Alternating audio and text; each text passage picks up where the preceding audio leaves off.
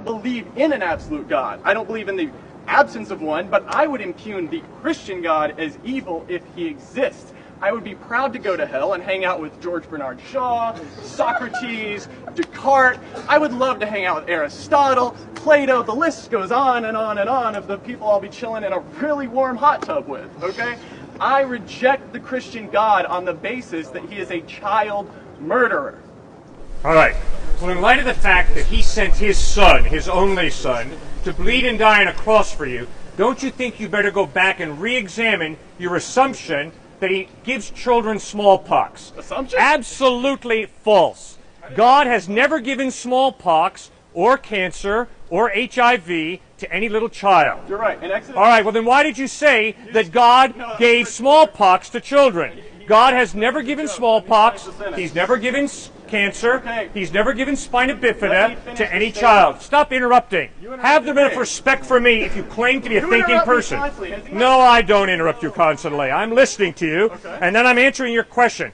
And then when you interrupt me, you accuse me of not answering your question, which is intellectually dishonest of you. There's another attack. All right. No, it's a fact. All right, fine. I'm intellectually dishonest. Keep going. You just do not listen to a response. Keep going.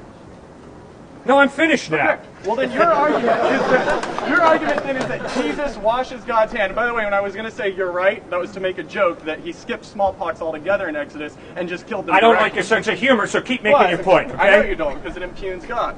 Yeah, it's incredibly arrogant for you to attack God, all right? No, I think God it's a joke. attacks us all the time. He gave you the gift of life. He loves you so much he wants you to spend eternity with him in heaven. No, he threatens Why do you hate him so? Because he threatens me. No, he offers you eternal life. On the threat of eternal damnation No. and fire. The only reason you will go to hell is if you don't want to live your life together with God. Wrong. Then if you don't want to live your life together with God, you'll spend eternity separate from him. But that's not God's decision, that is your decision. Just like if someone held a gun to my head and ordered me to do something and I refused to do it, you're saying that I chose to take the bullet to the head. It was my choice. Am I choosing? Would anyone here choose, be like, oh yeah, hell sounds great, I want to burn for eternity? No, that's a forced choice. That is what we call coercion. It's a coerced choice because it's not just carrot. You harp on carrot all day, but there's a giant flaming stick called hell. It is not a carrot. It is called growing up. Guess what? If you guys party, you will flunk.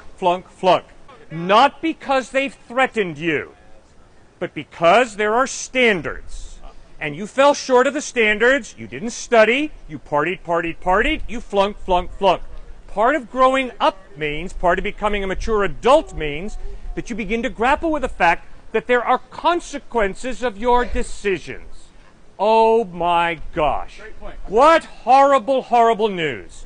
You're free to decide to do whatever you want to do, but you're not free to escape the consequences of your decisions. So if you choose to spend your life separate from God, you will spend eternity separate from God. The Bible calls that hell.